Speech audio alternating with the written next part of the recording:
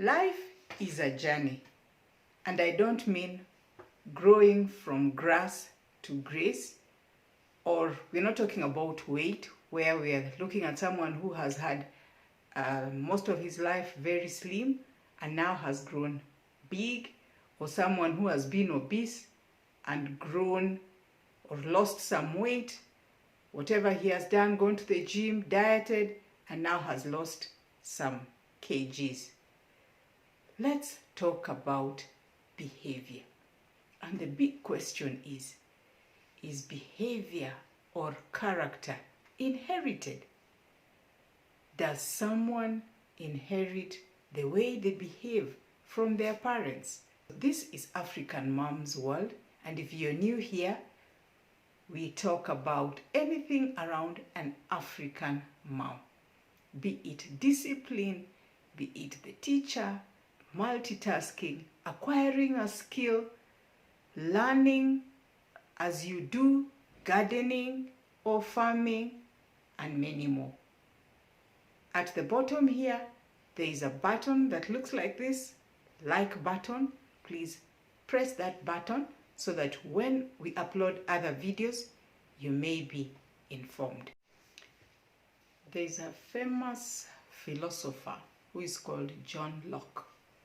I'm not sure whether you've heard about him, but he describes the way a child is born.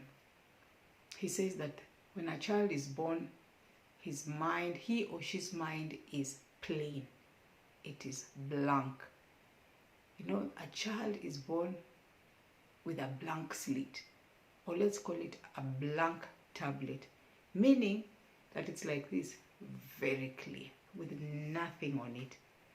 But as they grow, then they are able to learn things from the environment. It is us who start populating that tablet. So when they are born, the child is totally dependent on the mother or the parent. When you look at a child breastfeeding, you know, they look up like this and directly into the mother's eyeball. They really don't know anything, but with time, they get used to seeing her face, they get familiar, and they now begin to get feelings. They know when she is happy, when she is sad. Soon, she gets used to the family members, the brothers and sisters if they are there, or the father. Then we have the caregiver who is there, also now bringing in other traits. Slowly, they get introduced to other members of the family, neighbors. Soon they go to school and they get engaged with other children from other upbringing. Now you have the teacher who is also giving them information. So the child is becoming what? Brighter. At a certain stage, maybe when they are 6, continuing 8, 10, they are now able to read and understand. By age 13, they have actually started bringing in their own ideas. They can choose. And they're able to know this is bad for me, this is good for me. And they can also decide, even if it's good, but I don't want it, it's about me.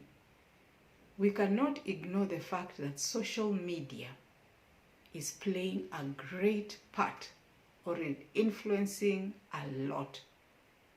It's a big influence on our children at whatever age. Now look at it this way.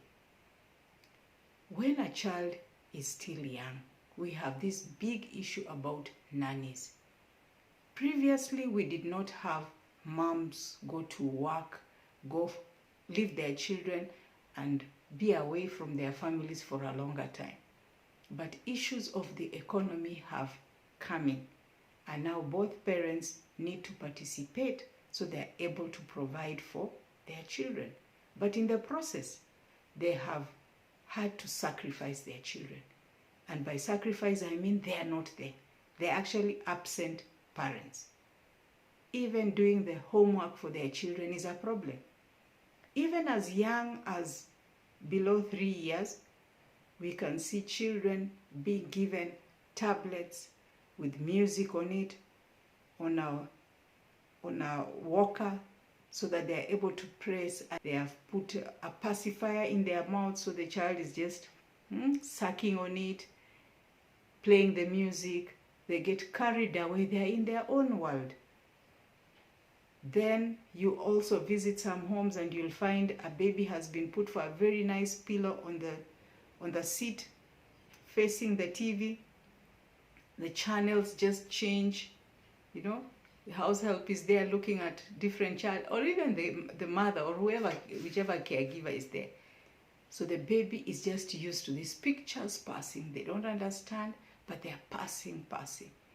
They're watching cartoons, and those are the ones who are their main teachers. Previously, children were taken care of by family members, and this was very important.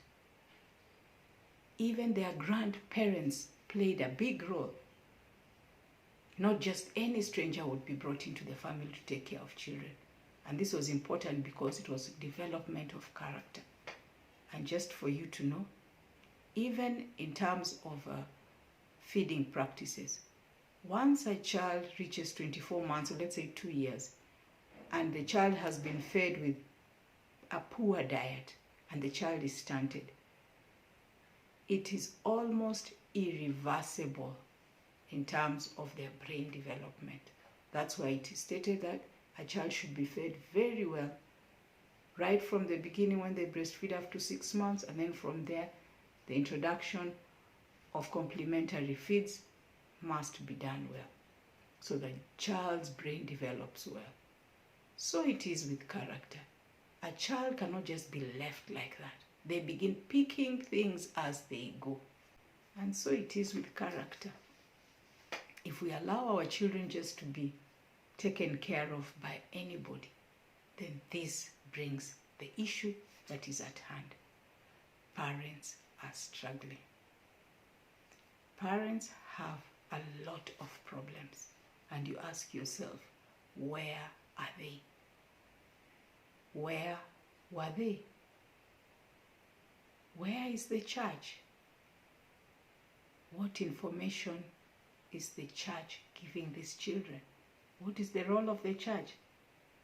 But you also ask yourself, who has taken these children to church? The parents themselves don't have time to go to church. So even if we are expecting the church to do a lot, but the children are not going to church. Just a quick statistics. If you look at people who are in church, it is mainly women. Even as I'm saying that some are not going to church, but the bigger percentage now in church are women and children. So where are the fathers?